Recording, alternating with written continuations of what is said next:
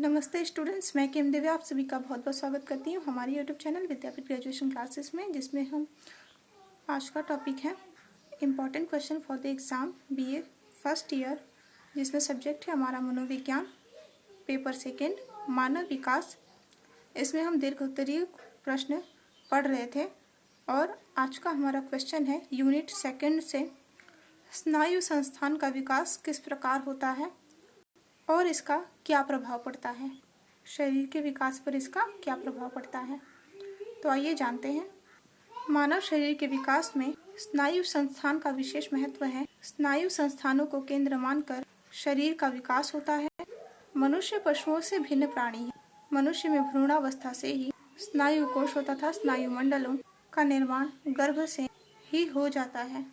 जन्म के बाद 4 वर्ष की आयु तक यह विकास बहुत तेजी से होता है। मानव स्नायु मंडल की तुलना एक फैक्ट्री से की जाती है। स्नायु मंडल के अंतर्गत समत्रियक, न्यूट्रॉन्स, नाड़ियाँ एवं अन्य तंत्रिकाएं आती हैं, जो संपूर्ण रूप से स्नायु संस्थान या स्नायु मंडल कहलाती हैं। वुडवर्थ तथा मार्क्विस के अनुसार स्नायु या नाड़ी मंडल वह यांत्रिक संगठन है जिससे व्यक्ति के व्यवहार का नियंत्रण होता है। जब व्यक्ति देखता है तब प्रभावकों के साथ अपने संस्थान का भी उपयोग करता है। अब हम जानेंगे स्नायु की रचना किस प्रकार होती है। स्नायु के 3 भाग होते हैं। पहला पृष्ठतंतु, दूसरा जीवकोश और तीसरा अक्षतंतु। पृष्ठतंतु पेड़ की शाखाओं की तरह फैला यह भाग अक्सर छोटा और घना होता है। स्नायु प्रवाह को ग्रहण करना तथा उसे जीवकोश में ले जाना इसका प्रमुख कार्य होता है। अब जानेंगे जीवकोश। तो जीवकोश का कोई निश्चित आकार नहीं होता है। अंडाकार, आयताकार तथा अन्य प्रकार के कई टेढ़े मेढ़े आकार भी बीज कोश में देखे गए हैं और स्नायु प्रवाह इन जीवकोशों से गुजरते हैं। अब जानेंगे अक्षतंतु। तो अक्षतंतु का आकार घना होता है और लंबा होता है और इसका कार्य संदेशों का भेजना होता है। तो ये 3 भाग मिलकर के स्नायु मंडल को पूर्ण करते हैं। अब हम जानेंगे स्नायु के भेद के बारे में। इसमें पहला है ज्ञानवाही स्नायु। ज्ञानवाही तंतुओं अथवा स्नायु वृक्ष तंतुओं के नीचे होता है और इसका मुख्य कार्य उत्तेजनाओं को ग्रहण करके मस्तिष्क तक पहुंचना होता है। इसकी शाखाएं अधिक हैं। दूसरा है गतिवाही स्नायु। जीवकोश के ऊपरी भाग में गतिवाही स्नायु होते हैं। गतिवाही स्नायु के ग्राही तंतु निकलते हैं तथा स्नायु प्रवाह से होकर पेशियों तक पहुंचते हैं। यह अक्षतंतु जीवकोश से दूसरी ओर होकर मांसपेशियों तक जाता है। तीसरा है संयोजक स्नायु। संयोजक स्नायु की संख्या मस्तिष्क से सुषुम्ना से अधिक होती है तथा ये ज्ञानवाही तथा गतिवाही क्षेत्रों को जोड़ते हैं। जहाँ पर ये मिलते हैं उस स्थान को ही स्नायु संधि कहते हैं। अब हम जानेंगे स्नायु संस्थान की कार्य व्यवस्था के बारे में। स्नायु संस्थान का मुख्य कार्य उत्तेजना ग्रहण करके मस्तिष्क तक पहुंचाना है। जब कोई चित्र हम देखते हैं तो दृष्टि स्नायु उत्तेजित होते हैं और दृष्टि प्रवाह जीवकोश से होकर मस्तिष्क तक जाता है और फिर दृश्य पटल पर अंकित हो जाता है। वुडवर्थ तथा मार्क्विस ने स्नायु संस्थान की तुलना टेलीफोन एक्सचेंजर्स से की है। टेलीफोन एक्सचेंजर्स में तारों का जाल फैला रहता है जो अनेक स्थान से उत्तेजना ग्रहण करके वांछित संदेश को ग्रहण करता है। इसी प्रकार का कार्य स्नायु संस्थान का भी है। भाई युगेंद्र जीत के अनुसार जन्म से पूर्व तथा जन्म के पश्चात वर्षों तक स्नायु मंडल का विकास बड़ी तीव्र गति से होता है। जन्म पूर्व यह विकास स्नायु कोशों की वृद्धि के रूप में होता है। जन्मोपरांत नए कोशों का निर्माण न होकर अविकसित स्नायु कोशों का विकास होता है। 3 से 4 वर्ष की आयु के उपरांत स्नायु मंडल का विकास मंद गति से होता है। अब जानेंगे स्नायु संस्थान का वर्गीकरण। तो स्नायु संस्थान को 3 भागों में बांटा गया है।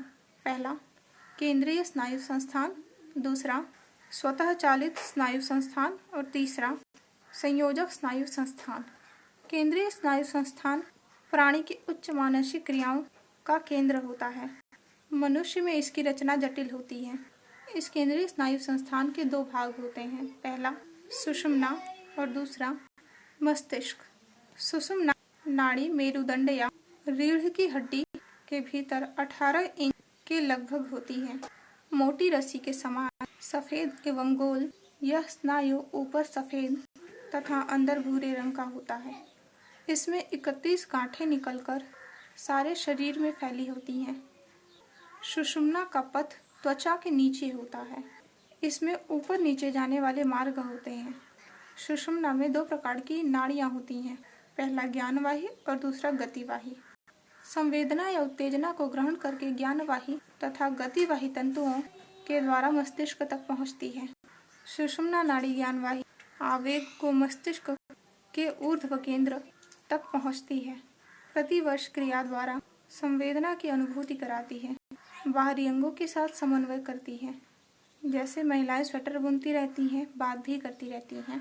टाइपिस्ट टाइप मैटर पढ़ता है और उसकी उंगलियां अपने आप चलने लगती हैं।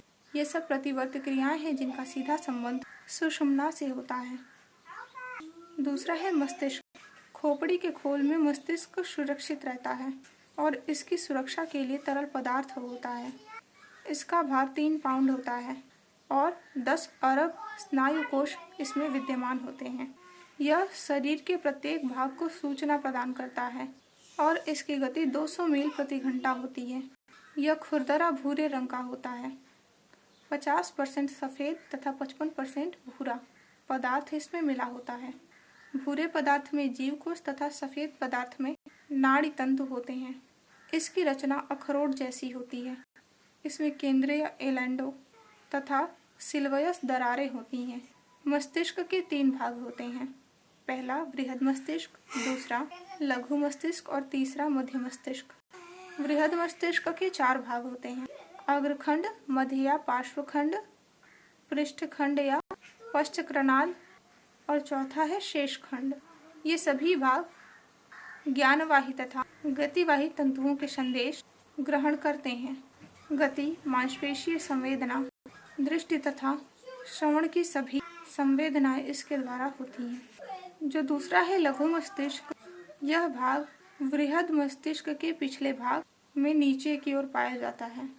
इसका कार्य मनुष्य की दैहिक गतियों में संतुलन बनाए रखना है।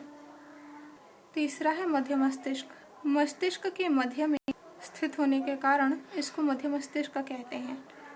यह मध्य मस्तिष्क सुषुम्ना को मस्तिष्क से मिलाता है। शरीर के अनेक भागों, सिर, हृदय, फेफड़े, मांसपेशियों के स्नायु यहाँ आकर मिलते हैं। अब ये तो था मस्तिष्क का भाग, जिसमें केंद्रीय संस्थान के बारे में हमने केंद्रीय संस्थान के 2 भागों के बारे में पढ़ा है, सुषुम्ना और दूसरा मस्तिष्क। अब हम स्नायु के दूसरे भाग मतलब स्वतः चालित स्नायु संस्थान। स्वतः चालित संस्थान गुच्छों तथा तंतुओं के रूप में संपूर्ण शरीर में फैला होता है। यकृत, हृदय, आमाशय, फेफड़े, आंत, गुर्दे, प्रस्वेद ग्रंथियां, रक्त नलिकाएं, रक्तवाही, लारवाही ग्रंथियां की सभी क्रियाओं का नियमन स्वतः चालित स्नायु संस्थान करता है। इस संस्थान के संचालन में बाह्य उत्तेजना की आवश्यकता नहीं पड़ती है। हमारी अनैच्छिक क्रियाएं स्वतः चालित संस्थान से नियमित होती है। तीसरा है संयोजक स्नायु संस्थान। संयोजक स्नायु संस्थान का मुख्य कार्य शरीर के बाहरी तथा आंतरिक भागों में समन्वय स्थापित करना है। इस संस्थान का संबंध एक ओर ज्ञानेंद्रियों से है तो दूसरी ओर कर्मेंद्रियों अथवा बाहरी मांसपेशियों से होता है। यह संस्थान ज्ञानेंद्रियों द्वारा संदेश को मस्तिष्क तथा मस्तिष्क के संदेश को प्रभावक तक पहुंचाता है। अब जानेंगे स्नायु का तीसरा भाग, संयोजक स्नायु संस्थान। संयोजक स्नायु संस्थान का मुख्य कार्य शरीर के बाहरी तथा आंतरिक भागों में समन्वय स्थापित करना है। इस संस्थान का संबंध एक और ज्ञानेंद्रियों से है तो दूसरी ओर कर्मेंद्रियों से है या फिर बाहरी मांसपेशियों से होता है। यह संस्थान ज्ञानेंद्रियों द्वारा संदेश को मस्तिष्क तथा मस्तिष्क को संदेश के प्रभाव तक पहुंचाता है। ज्ञानवाही तथा गतिवाही नाड़ियों के द्वारा वह अपना कार्य संपन्न करता है। मानव विकास को व्यवस्थित तथा संतुलित रूप से चलाने के लिए स्नायु संस्थान की भूमिका महत्वपूर्ण है। यह भूमिका यदि गलत या असंतुलित हो जाए तो व्यक्तित्व विकृत हो जाता है। प्रायः देखा गया है कि मादक द्रव्यों का सेवन करने वाले लोगों का स्नायु संस्थान विकृत होने लगता है, जिसका सीधा प्रभाव उनके स्वास्थ्य पर पड़ता है, जो उनके व्यक्तित्व को असंतुलित कर देता है।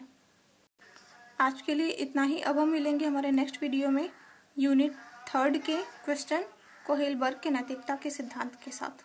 तो मिलते हैं नेक्स्ट वीडियो में। धन्यवाद।